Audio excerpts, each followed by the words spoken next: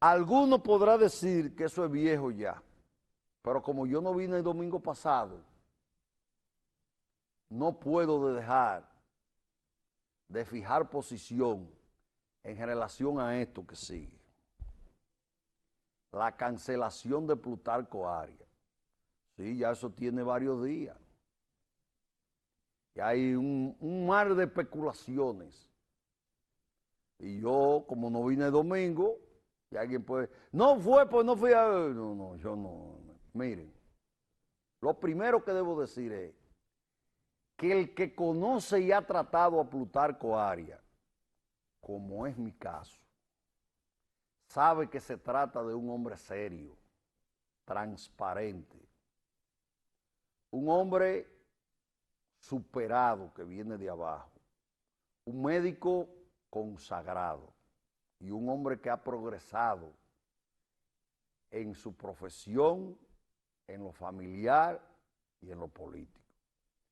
Y que lo que ha producido en medicina ha sabido administrarlo. Y aparte de buen médico, yo podría decir que Plutarco es buen empresario y que los chelitos que le han entrado lo han multiplicado como los panes y los peces. Eso es lo primero. Pero sabemos también que Plutarco tiene un temperamento muy pasivo, muy conciliador, y que producto de esa personalidad que es de él, y que yo no se la critico, tarda en tomar decisión, y que no es un hombre de conflicto. Y entonces el que va a una cartera como salud pública, va a una cartera no solamente de conflicto, sino de intereses. Y entonces tiene que tener cierto tigueraje, oiga bien, cierto tigueraje. Cuando digo cierto tigueraje, es en el mejor sentido de la palabra. Tiene que tener habilidades, tiene que tener conocimiento de cómo se bate el cobre abajo en esos niveles y actuar a veces con prontitud.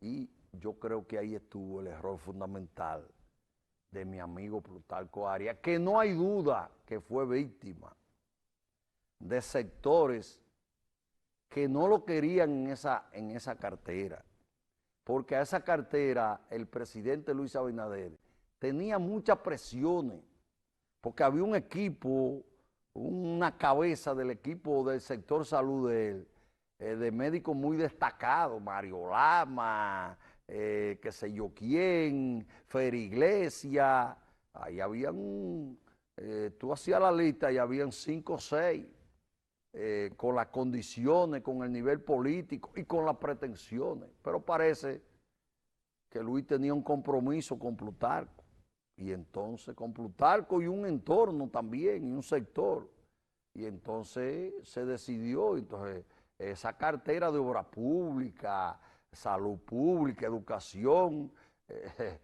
esos capitaleños, y no hay que dudar de que Plutarco tuvo. Ahora, la pregunta mía es, ¿cómo Luis, qué pasó? Y el tiempo se encargará de hacer la aclaración correspondiente. ¿Qué pasó que Luis no le dio el chance de que Plutarco renunciara? Ahora hay una fábula de que le dieron y es no, ningún funcionario, si el presidente lo llama y le dice, mira, lo da una señal, sabiendo que lo va a quitar, no tiene el chance de renunciar. Sobre todo que la carta que envió Plutarco, donde señala, yo la tengo por aquí, aclaración, respuesta a una ola de infidencia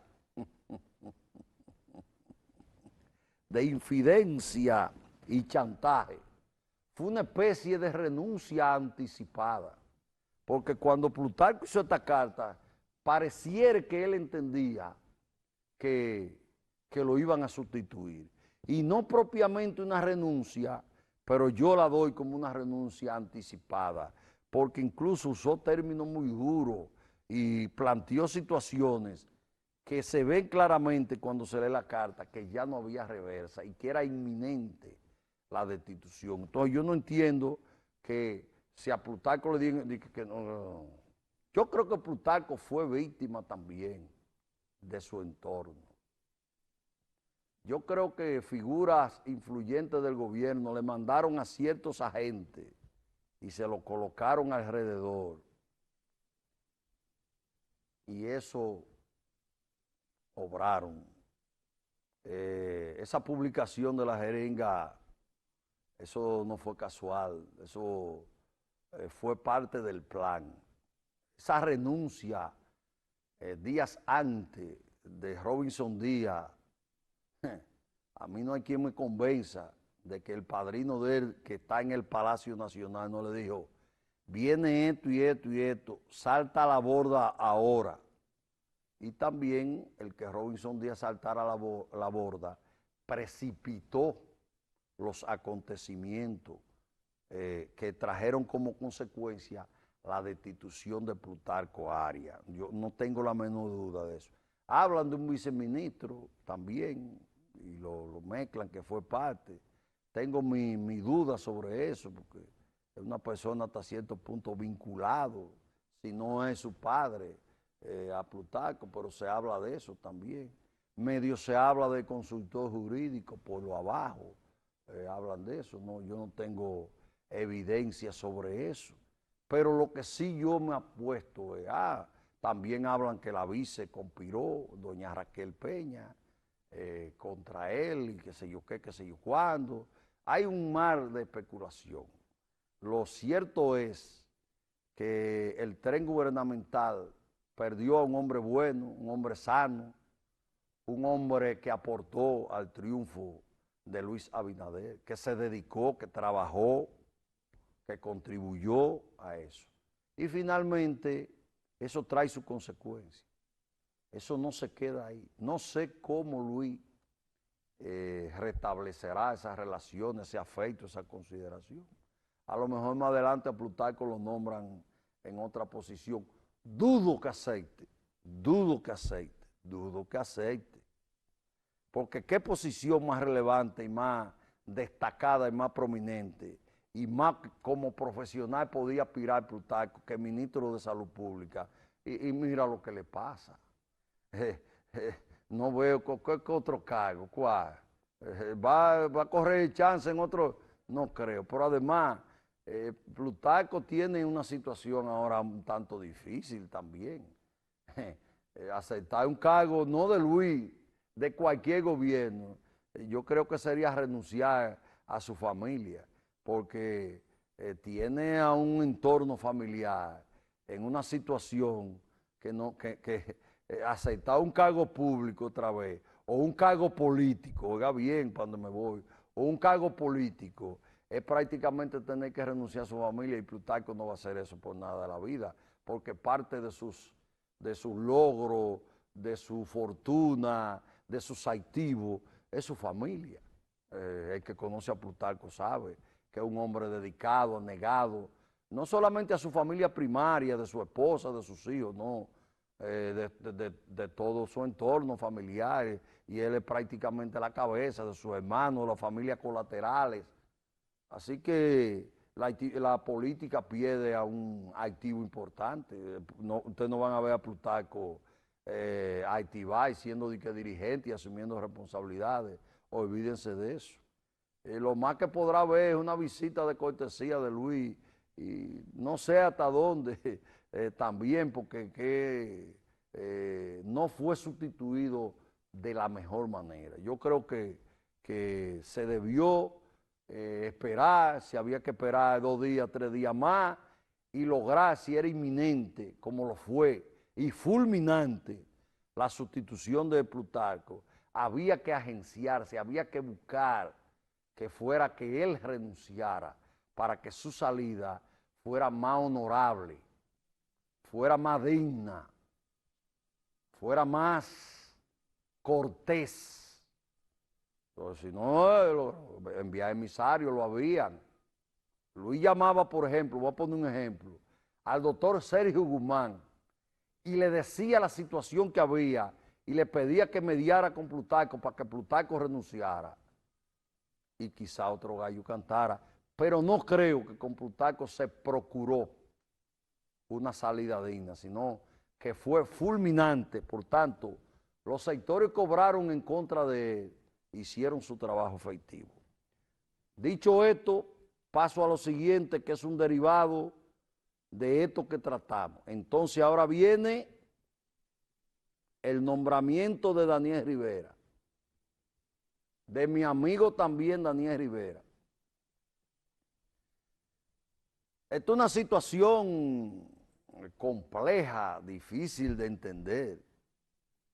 Lo primero es que a Luis se le hacía difícil nombrar un sustituto de Plutarco que no fuera santiaguero, porque iba a dejar a Santiago sin un ministro en su gabinete, y eso políticamente no convenía. Segundo, no podía nombrar un ministro de Salud Pública sin el visto bueno de la vicepresidenta de la República, porque Luis nombró a doña Raquel Peña coordinadora del Gabinete de Salud. Y los que conocen a doña Raquel Peña saben que donde ella está se empodera y que ella es una ejecutiva que ejerce sus funciones y quizá un poquito más, pero no menos. La pusieron ahí y ella ha ejercido esas funciones. Y parece que la población y la opinión pública la valora bien, puesto que una recién encuesta, ella es la que encabeza de los funcionarios, la valoración de los funcionarios. En segundo lugar, muy de cerca está mi amigo Chu Vázquez en Interior y Policía. Excelente. Pero ese no es el tema. Entonces, yo no me imagino con las relaciones que hay. Señores, nunca he visto el papel de una vicepresidenta con el presidente. Usted no lo vio eso ni con Joaquín Balaguer, ni con Antonio Guzmán. A Salvador hasta se le murió el vice. En las diferentes etapas de Balaguer usted no vio eso. Hubieron etapas de Balaguer que el vicepresidente lo mandó de embajador para Washington. Aquí no, esta mujer está presente en todo. Y Luis va para tal pueblo, allá va ella. Y otra cosa, la relación entre la primera dama y la vicepresidenta es una cosa extraordinaria.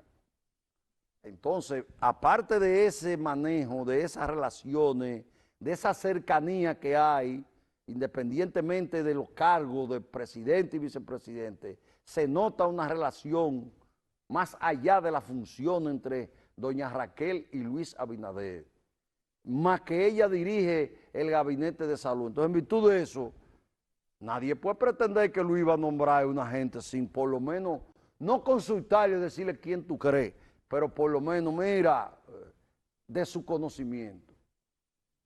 Y resulta entonces que Raquel es una mujer vinculada familiarmente a Daniel Rivera, por muchas vías que no tengo que detallar. Segundo, tercero, van dos. Primero, no deja a Santiago sin un ministro. Segundo, la vinculación de Daniel Rivera con Raquel Peña. Tercero, la deuda que tenía Luis Abinader con Daniel Rivera. Ajá, pero ese era el candidato a senador del PRM, convencido por Luis y garantizado por Luis, por una mediación que hicieron nada más y nada menos que Plutarco Arias y Sergio Guzmán, que se reunieron, creo, en la casa de Sergio Guzmán en un desayuno con Luis y Daniel Rivera, y ahí se le planteó y lo convencieron.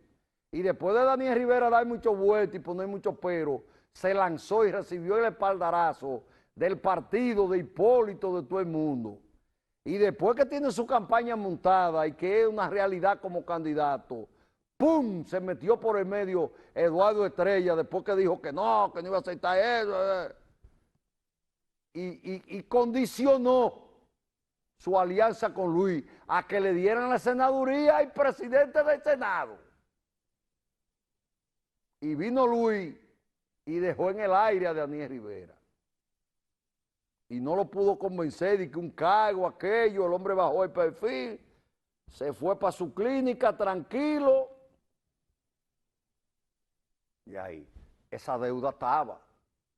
Entonces, aparte del currículo que tiene el hombre, de la experiencia que tiene el hombre, de la capacidad gerencial probada que tiene el hombre, también estaban esos tres factores. No deja a Santiago sin un ministro, su vínculo fraternal de amistad y familiaridad con la vice, que ahí no va a haber de que controversia entre ella y él, de que el ministro, ustedes van a ver ahora en adelante el ministro de Salud Pública jugando un papel más preponderante y más sobresaliente que el que jugó Plutarco Arias, siendo la presidenta del Gabinete de Salud, la honorable vicepresidenta de la República. Y tercero, el favor político. Convergieron todo eso, el currículo del hombre, la capacidad del hombre, el tigueraje que tiene el hombre en esa área, porque duró 4 años en el Hospital Cabral Ibáez. Ese no es un médico de arriba, de bata blanca, de Unión Médica, de centro privado. No, ese tuvo 4 años en la boca del lobo. Y cuando aquí se revisan las administraciones del hospital, la que sobresale es la de Daniel. Esa es la que principalmente le da el aval para aspirar y para que se vea como un ministro de salud pública o como un candidato a senador. Ese es el aval.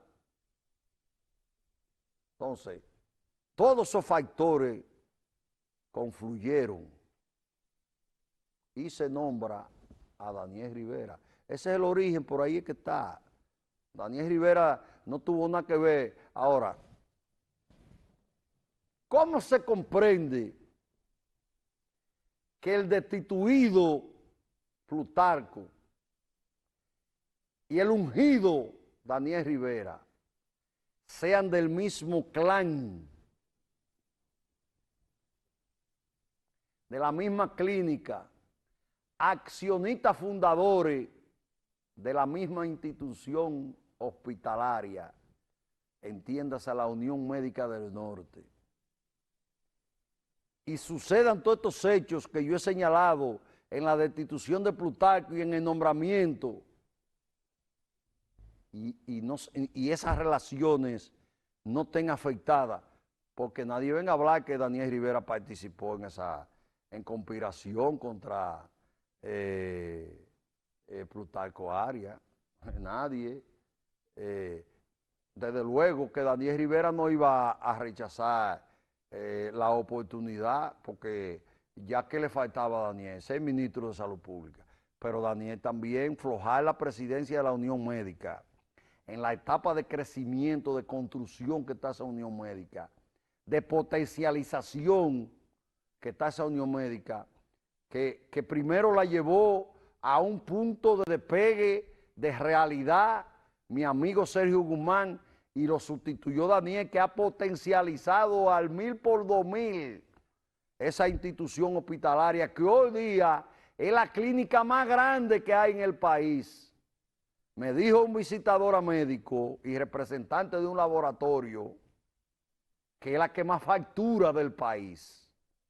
Y ahí hay 2 grandes protagonistas, Sergio Guzmán y Daniel Rivera, pero Daniel en la última etapa, y donde tiene esa clínica ahora, no crea que no fue fácil flojar eso y me voy para acá. Una situación, por eso cogí una licencia temporal, porque si vuelvo es para mi clínica. Entonces, ¿cómo eso no se puede ligar? ¿Cómo los 2 protagonistas, el que se fue y el que vino, es del mismo nido, del mismo núcleo, son socios? Bueno,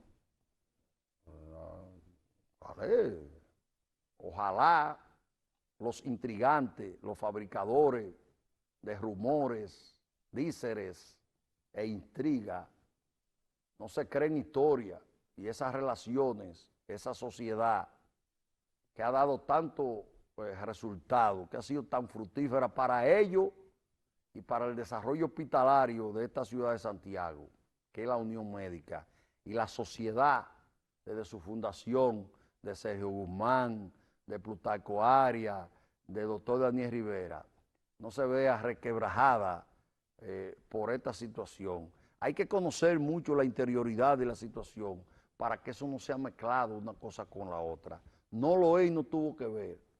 Le tocó por las situaciones que se dieron, que muchas fueron coyunturales. ¿Quién iba a adivinar, iba a saber que lo iba a nombrar a Raquel Peña, a su vicepresidenta, jefa del gabinete de salud? Cuando ese es el gabinete que iba a tener el año pasado y este año el protagonismo, lo correcto era que él lo asumiera para él mantener ese protagonismo y los logros se le pegaran directamente a él. La colocó a ella.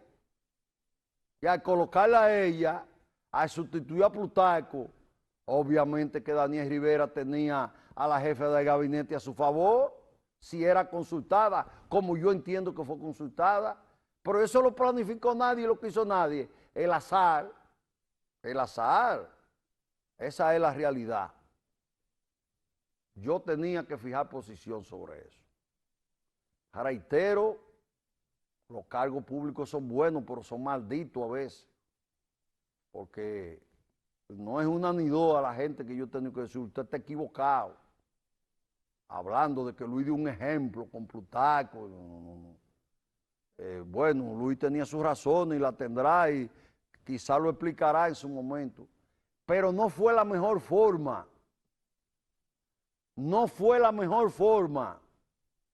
Ni para Luis como presidente, como persona, como individuo, ni para el gobierno de Luis, ni para el gobierno del PRM, ni para la dirección política de Santiago del PRM, con lo de Luis a la cabeza. No fue la mejor forma de destituir un hombre que se consagró, que se fue del lado de Hipólito para apoyar a Luis,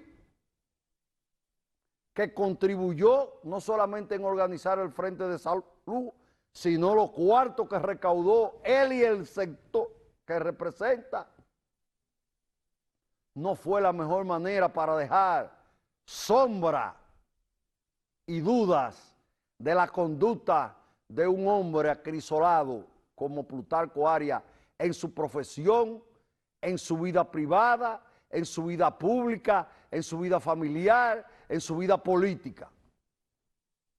Había otra manera más decente, más cortés y más condescendiente de hacer esa cosa. Y no hoy que hayan nubarrones sobre la idoneidad, sobre la seriedad y la conducta del doctor Plutarco Arias.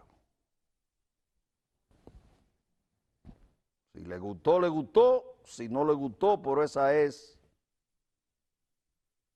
mi posición.